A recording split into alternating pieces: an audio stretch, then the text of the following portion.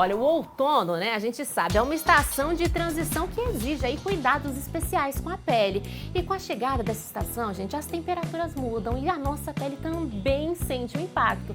A queda da temperatura e o aumento da umidade fazem com que a cútis, que já está se adaptando às mudanças de clima, fique mais vulnerável ao ressecamento e também a irritações. Então, ó, se você está sentindo a pele mais ressecada ou com outros problemas típicos dessa estação, fique com a gente porque agora a gente bate um papo com o dermatologista Vitor Miranda do Hospital São Luís. É um prazer receber você aqui hoje, Vitor. Prazer é meu, Roberto. Eu que agradeço aí pelo convite de estar com vocês hoje. Então, bora começar a falar desse assunto, né? A gente sempre pensa assim, os cuidados que eu tenho que ter com a pele é o mesmo para todo ano. Quem não entende muito do assunto, às vezes leva isso em consideração, não é verdade? Sim, na verdade, quando a gente pensa nas estações do ano, a gente tem uma característica muito diferente entre elas. Então, no outono, o que a gente vê acontecer? A temperatura ela tende a cair mais e com isso também a umidade cai um pouco. Isso vai exigir uma certa adaptação das rotinas de cuidado com a pele que o paciente vinha tendo antes. Então, a principal coisa que a gente precisa reforçar durante esse período é justamente a hidratação da pele, porque é justamente isso que vai fazer com que a pele sofra mais, porque ela vai estar mais desidratada, vai estar mais aí sensível a essas variações de temperatura que vão estar ocorrendo. Então, de fato, o vento ali desidrata, causa uma desidratação na pele. Eu falei ali cútis, a cútis seria justamente a pele. Exatamente isso, né? Então, no outono, a gente tem tendência a tomar banhos mais quentes, mais demorados. Isso causa uma certa desidratação na pele e que pode piorar algumas condições pré-existentes. Então, por exemplo, quem tem tendência a ter dermatite, pode ter uma piora do seu quadro cutâneo aí com isso. Olha só, isso você diz, né, no outono. O inverno também deve ser um vilão nesses casos. Exatamente. No inverno isso acaba piorando ainda mais. Quando a gente fala, né, dos erros mais comuns que as pessoas cometem no outono, você já deu aí um spoiler que o banho quente, gente, de jeito nenhum, né? Isso prejudica demais a saúde da pele. O que mais as pessoas tendem a fazer nessa época do ano?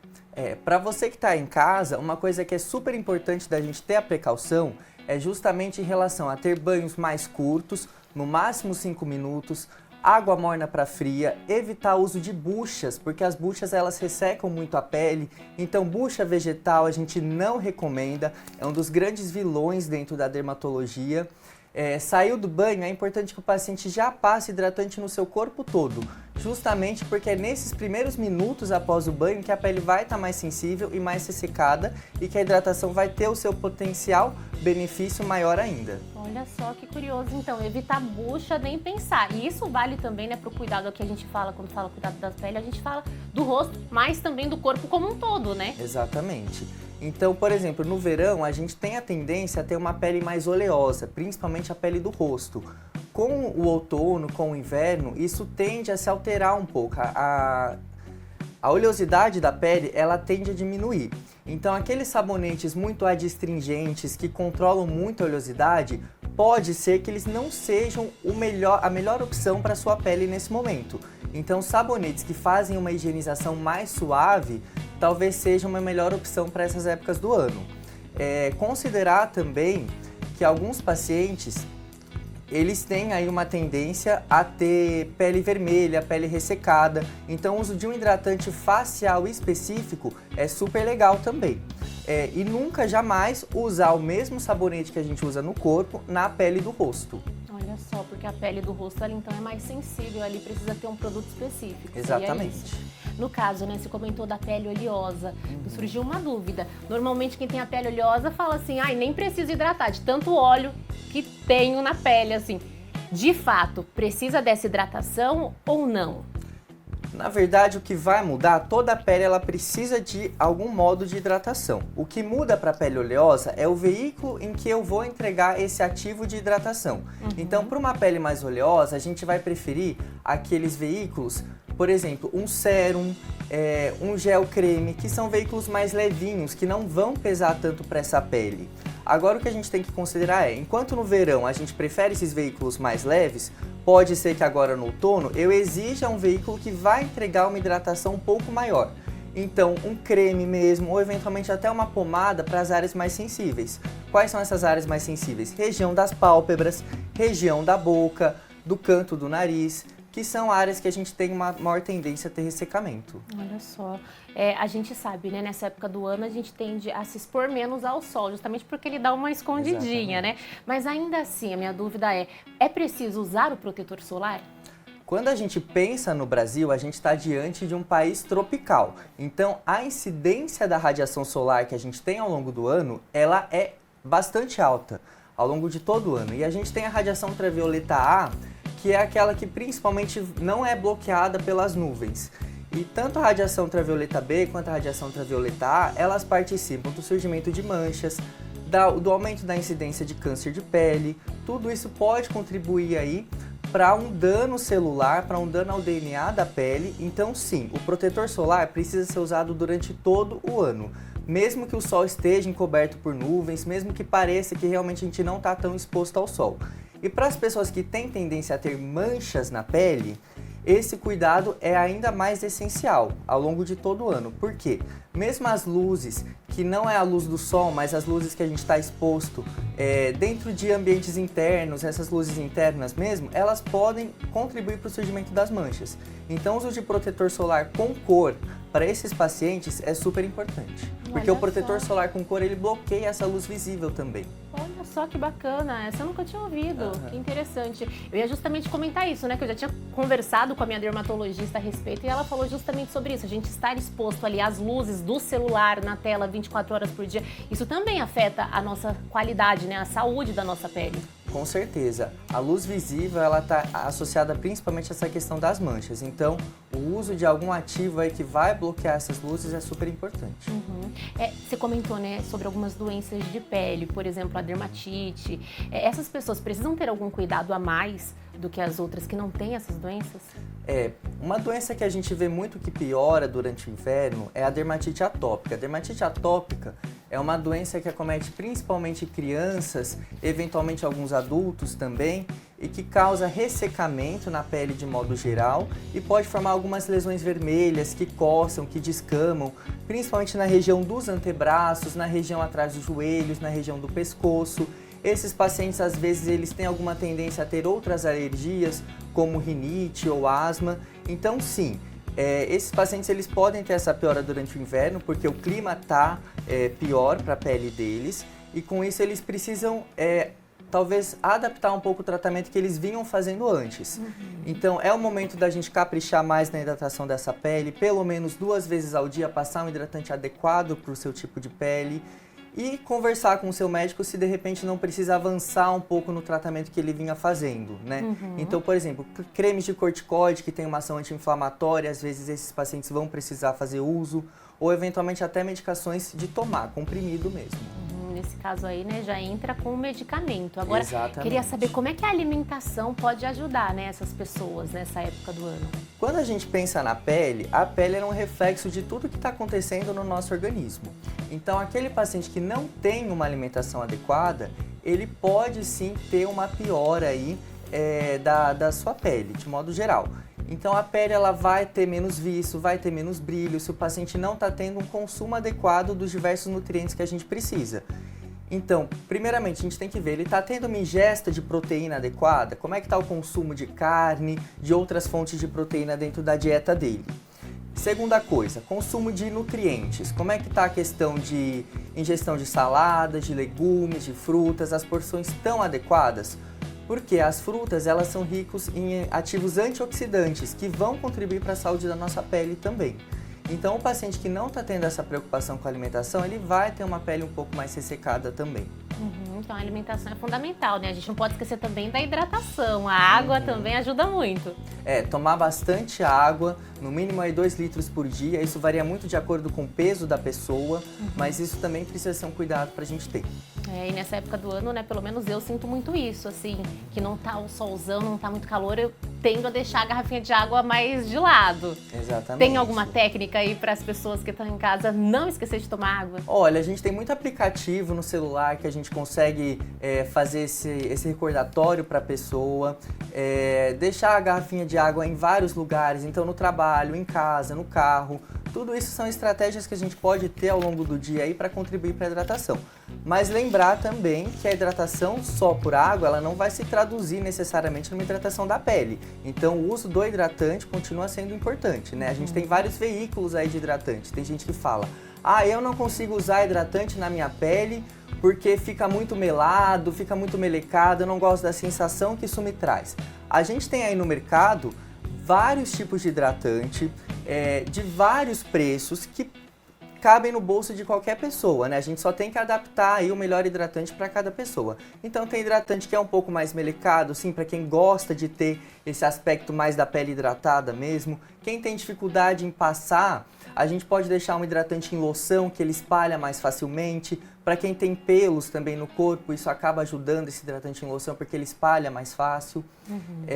E também uma coisa que é super importante o paciente ele não deve usar aquele hidratante muito caro que ele vai ter medo de usar, né? Então quanto mais a pessoa usa hidratante, melhor para a pele dela. Olha só, então hidratação nunca é demais. Não, e também preferir os hidratantes sem fragrância.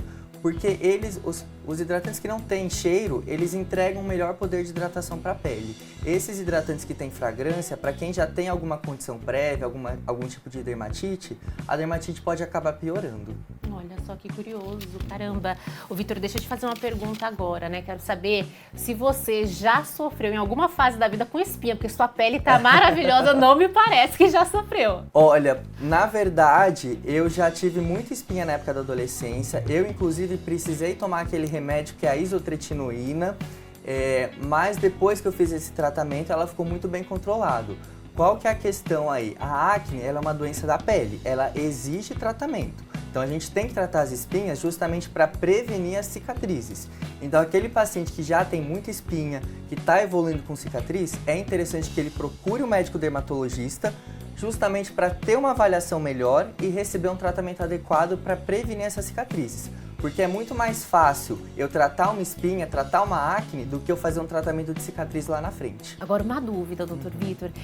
Por acaso, né, esse tempo do outono, ele influencia também no aparecimento de acnes ou não?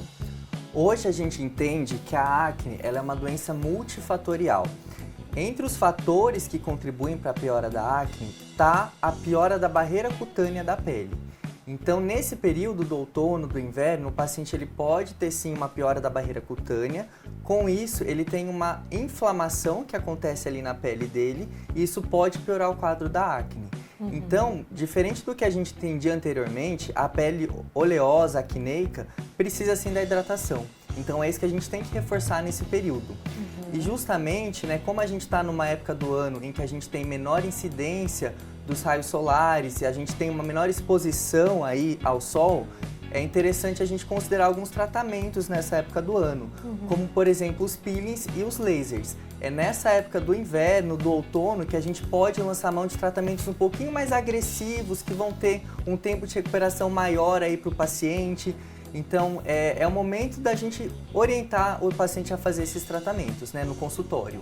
Olha só que bacana, então já ia perguntar justamente sobre isso, né? Se nessa época do ano de fato é a melhor época para buscar então lasers. Quais as opções a gente tem aí para esses tipos de problema em relação à acne? Para acne, para o tratamento das cicatrizes de acne, a gente tem os peelings, né? Então, os peelings de ácido salicílico, os peelings de ácido retinóico, ou até peelings mais profundos, como os peelings de ATA, que é o ácido tricloroacético. E a gente também tem alguns tipos de lasers que a gente pode fazer para o paciente que teve cicatriz de acne. Então, o laser de Erbium, o laser de CO2, todos eles podem ser considerados aí nesse momento, desde que o quadro da acne esteja relativamente bem controlado. Não dá para a gente fazer um tratamento muito agressivo se o paciente ainda está com lesão ativa de acne. Então, primeiro a gente trata a acne do paciente para depois fazer esse tratamento aí da cicatriz, seja com laser, seja com peeling, com microagulhamento. Existe aí uma variedade de opções no mercado que a gente pode estar utilizando. Realmente, são muitas opções, né? No caso aí, claro, tem que ser sempre orientado por um profissional da saúde, né? Fundamental. A gente já teve muitas complicações com esses procedimentos quando eles não são bem indicados. Então é justamente nesse sentido que a avaliação do médico dermatologista se torna importante. Quando a gente fala, né, sobre a renovação, né? O outono é sinônimo disso, basicamente. Está mudando ali a estação. Agora, a renovação celular. Esfoliação em casa, é indicado fazer? Olha, esfoliação é um tema complexo, tá? Porque tem paciente que vai lá, acha que tem que fazer esfoliação da pele todos os dias. Não é bem assim que funciona. Esfoliação ela está indicada apenas para alguns perfis de pele e no máximo uma vez na semana, não mais do que isso. Porque justamente a esfoliação excessiva pode piorar a barreira cutânea e inflamar essa pele. Então tem que tomar muito cuidado com a esfoliação e normalmente o outono, o inverno não são as melhores estações pra gente caprichar na esfoliação da pele, não. Nossa, tô chocada aqui com essa informação porque eu fiz ontem esfoliação em casa, no caso aí, né? Caprichar na hidratação depois da esfoliação é super importante também. Olha só, bem pontuado. Então, no caso, você falou que só é recomendado para alguns tipos de pele. Quais tipos de pele seriam esses? Aquelas peles que são mais grossas, que têm uma maior oleosidade, essas sim podem se beneficiar de um procedimento de esfoliação aí. Então, depois da esfoliação, capricha na hidratação e aí não tem erro. Mas no outono e inverno é melhor evitar. Por que disso? Agora, o que é interessante da gente fazer no outono e no inverno é programar para o paciente um protocolo de uso de ácidos. Então, o ácido retinóico, que é a tretinoína, ele pode ser utilizado nessa época do ano com parcimônia, desde que não seja uma pele muito sensível, muito sensibilizada, que tem tendência à vermelhidão, né? Mas daí o ácido retinóico é um procedimento, é um ativo que tem que ser indicado pelo médico mesmo. A gente teve um problema em alguns meses anteriores que o ácido retinóico viralizou muito no TikTok. E é um produto que a gente conseguia comprar sem prescrição. Então teve muito paciente que via ali no TikTok que estava sendo propagado o uso desse ácido, acabava usando por conta própria e fazia uma dermatite horrível na pele do rosto, que era difícil da gente conseguir tratar. Então não é todo mundo que pode usar ácido, mas se você tem esse interesse em melhorar um pouco a qualidade da pele, melhorar a questão de textura, deixar a pele mais macia, essa é uma época do ano que a gente pode usar alguns ativos bem bacanas e diferentes aí no seu skincare.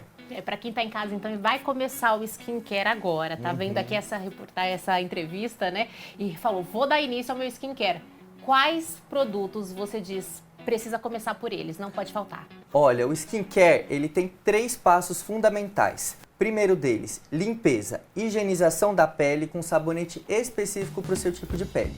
Segundo, hidratação, tanto para a pele seca quanto para a pele oleosa. E o terceiro é a fotoproteção.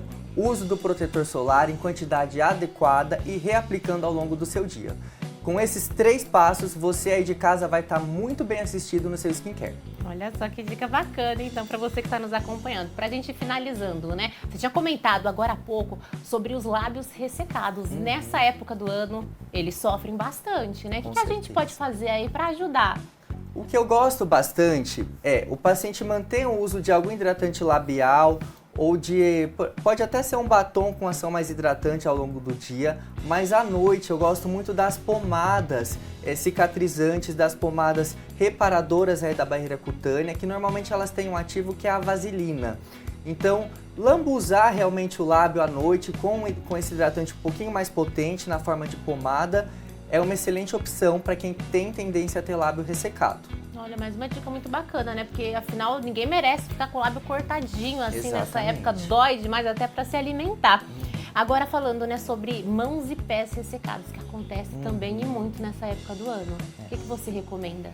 Primeira coisa, para quem tem muita mão ressecada e às vezes chega a fazer fissura, aqueles cortes na pele, primeiro tem que ver se o paciente não tem alguma dermatite, algum alérgeno que ele está sendo exposto, né? Porque às vezes pode ser uma dermatite de contato e a gente está confundindo só com ressecamento.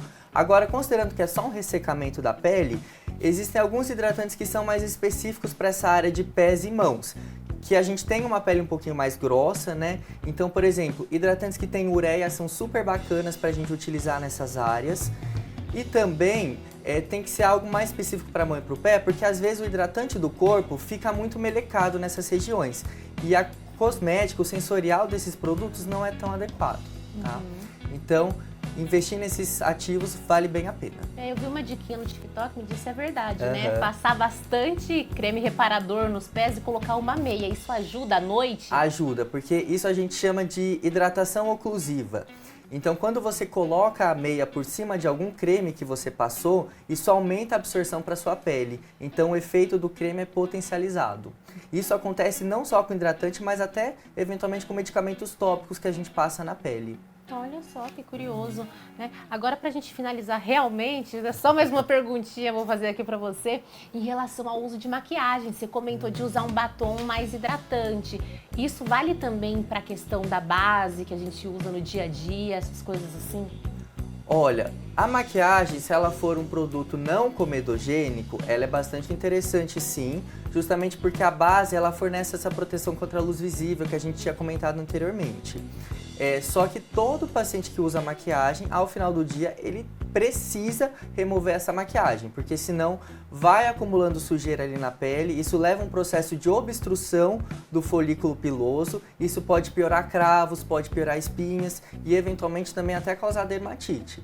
Então, a maquiagem tá liberada sim, se for uma maquiagem de boa procedência, mas lembrar desse cuidado de retirá-la após o uso. Perfeito, obrigada pela participação, foi um prazer receber você Prazer aqui foi hoje. meu, eu que agradeço aí por estar com vocês hoje. Obrigada.